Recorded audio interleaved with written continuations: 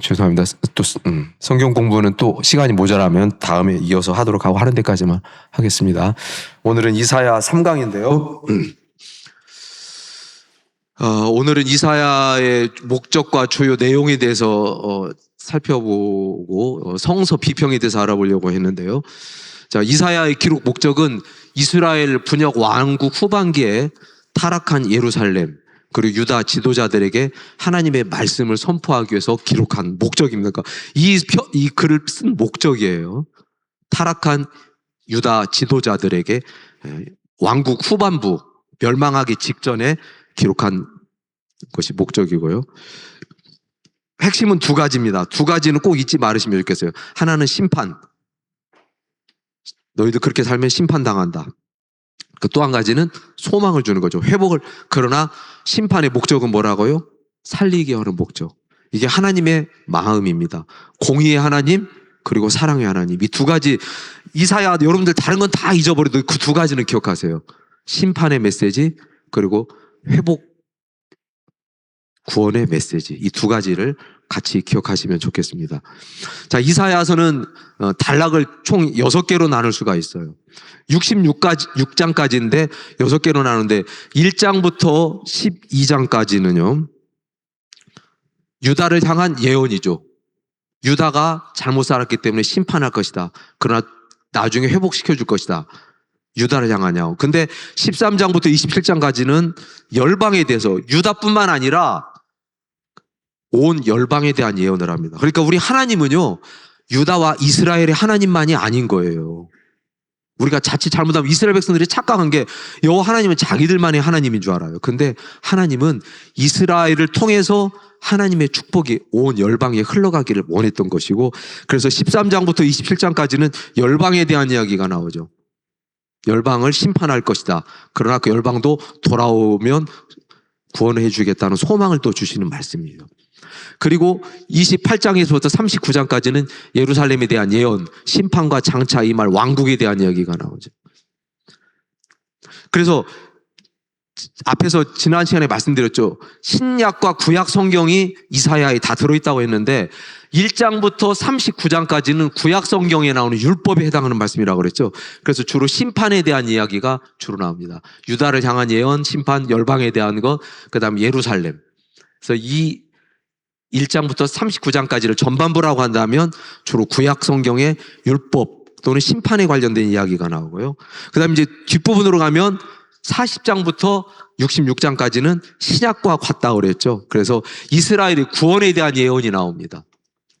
그리고 49장부터 55장까지는 이스라엘의 구원에다 플러스 메시아, 예수 그리스도에 대한 구원자, 우리의 영원한 산 소망이 되신 예수님 그리스도에 대한 예언이 나오죠. 그리고 마지막 뒷부분인 56장부터 66장까지 보면 이스라엘의 영광스러운 미래에 대해서 나옵니다. 이스라엘의 영광스러운 미래. 새하늘과 새 땅이 나온다고 제가 말씀드렸죠. 그래서 이 전반부는 심판에 대해서 경고의 메시지, 구약 성경에 해당한다고 보고, 이 뒷 후반부는 주로 신약 성경과 같이 예수님의 복음, 회복과 구원, 그렇게 우리가 보면 되고요. 이걸 조금 더 자세히 살펴보면은 이제 1장부터 12장까지는 이사야가 보는 환상을 통해서 하나님의 거룩하심과 이사야의 소명이 나오고, 그 다음에 불의 심판에 대해서 나오고, 그 다음에 제가 지지난주에 남은 자 설교했었죠. 남은 자. 그루터기에서 하나님께서 싹을 남겨두실 것이라고 하는 거, 그 부분이 나오는 거였고요. 그 다음에 이제 두 번째 단락인 13부터 27장까지는 이스라엘 주변의 열방에 대한 심판과 소망의 메시지인데, 열방이 여러 개가 나오죠. 여기 보세요. 바벨론, 아수르, 그 다음에 블레셋, 모압, 다메섹, 사마리아, 구스, 애굽, 에돔, 아라비아, 두로. 이 이스라엘 주변에 있는 열방들에 대한 심판과 소망의 메시지가 두 번째 단락에 들어있다는 거죠. 그 다음에 이제 세 번째로는 예루살렘에 대한 예언이 나오는데요. 이제 어떤 이렇게 사이클로 본다면 첫 번째는 아수르 공격. 아수르가 지금 예루살렘을 위협하고 포위했죠. 근데 애굽 동맹국들이 있어요. 그래서 이제 애굽을 통해서 아수르를 막아낼 것이냐. 그래서 외교적으로 어떤 선택을 할 것인지 선택지가 나오는데 여기서 이제 히스기야의 선택이 매우 중요한 순간이죠. 내가 믿음으로 하나님을 선택할 것이냐, 정치적으로 수단과 방법을 동원할 것이냐. 그리고 이제 마지막 이제 뒷부분에 가서는 바벨론의 침공이 나옵니다. 결국은 바벨론에 의해서 유다는 망하게 되죠. 장차 닥칠 심판이 이렇게 사이클로 형성되어 있고요. 예루살렘에 향한 심판과 예언, 히스기야의 선택이 역사의 분기점이 됩니다. 자, 그 다음에 이제 후반부 네 번째 단락은 이스라엘의 구원가인데 소망과 위로, 포로된 백성을 향한 하나님의 위로가 선포되고, 그 다음에 고레스라고 하는 하나님이 종이라고 표현하죠. 페르시아, 고레스가 왕이 나와서 바벨론을 멸망을 시키고, 그 다음에 이제 이스라엘을 바벨론을 심판한 다음에 이스라엘을 다시 포로를 귀환시켜서 회복시키는, 그리고 이제 새 시대가 도래할 것이다. 그러나 이스라엘 백성들의 여전한 불순종까지도 같이 예언을 합니다. 자, 그 다음에 이제 다섯 번째 단락으로 가면 예수님에 대한, 메시아에 대한 예언이 나오는데 하나님의 종, 이스라엘과 열방을 위한 사명. 근데 왕으로 오시는 예수님인데 메시아인데 뜻밖에도 고난의 종으로 묘사를 해요. 고난당하는 종. 속죄 제물로 오시는 예수님. 메시아가 초청을 할 때 두 가지 반응이 나타난다. 메시아의 초청에 반응해서 그 앞으로 나오는 은혜를 받으러 오는 사람이 있고 그 믿음을 거부하고 거절하는 사람이 있다는 것을 얘기하고요. 그 다음에 이제 맨 마지막 여섯 번째 단락은 영광스러운 이스라엘의 미래에 대해서 나오죠. 새 하늘과 새 땅. 메시아 왕국 도래, 하나님의 나라, 새 하늘과 새 땅이 이어집니다. 이사야서의 최종 비전, 마지막은 완전한 회복인데 새 하늘과 새 땅. 이것은 신구약 성경 통틀어서 어디에 잘 나온다고요? 요한계시록 맨 마지막. 요한계시록 맨 끝부분에 하나님께서 계획하셨던 거대한 프로젝트의 완성편이죠. 창세기부터 시작해서 요한계시록까지 가는 거대한 하나님의 큰 계획 완성편이 바로 여기서 이루어지는데 이것이 이사야의 맨 끝부분에서 나오는 거고 요한계시록과 거의 평행을 이루는 구조로 되어 있습니다. 이게 새하늘과 새 땅이죠. 자, 그 다음에 성서 비평을 조금만 하고 마칠게요. 다는 못할 것 같고요. 제가 한 3분 정도 하고 마치겠습니다. 성서 비평이라는 게 있어요. 성서 비평. 비평이라는 건 좋은 건가요? 안 좋은 건가요?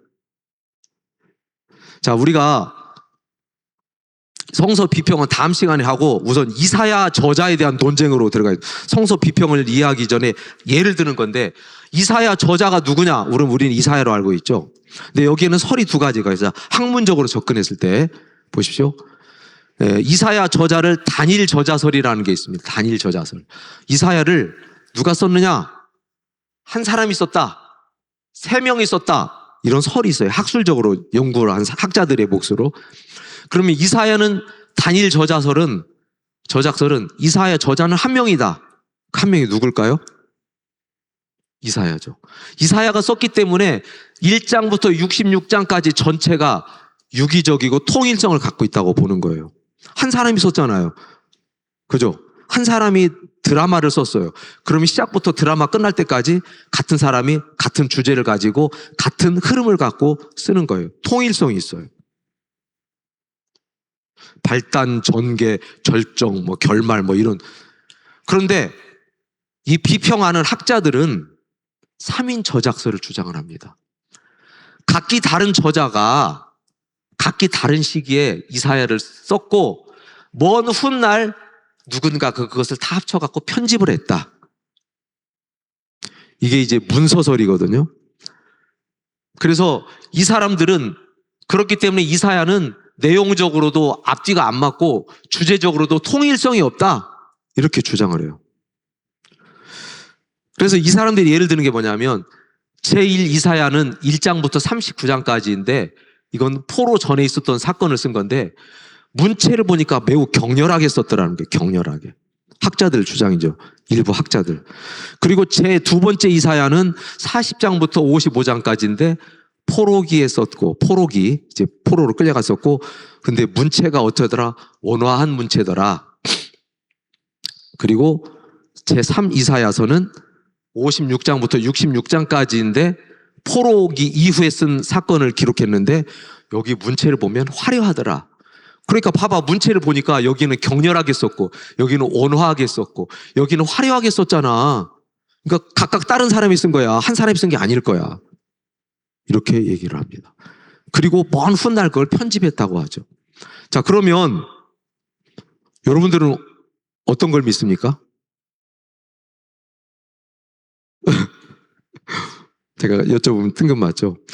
우선 정통주의적인 견해는 단일 저작서를 믿어요. 정통적인 견해. 정통적인 견해. 정통이란 게 뭔지 알죠? 근데 자유주의적인 견해로 보는 게 바로 이쪽입니다. 자, 자유주의에 대해서 제가 한번 말씀드렸는데 이제 다음 시간에 좀 자세하게 설명을 해드리도록 해야 될 것 같아요. 오늘 시간을 제가 빨리 못 끝내서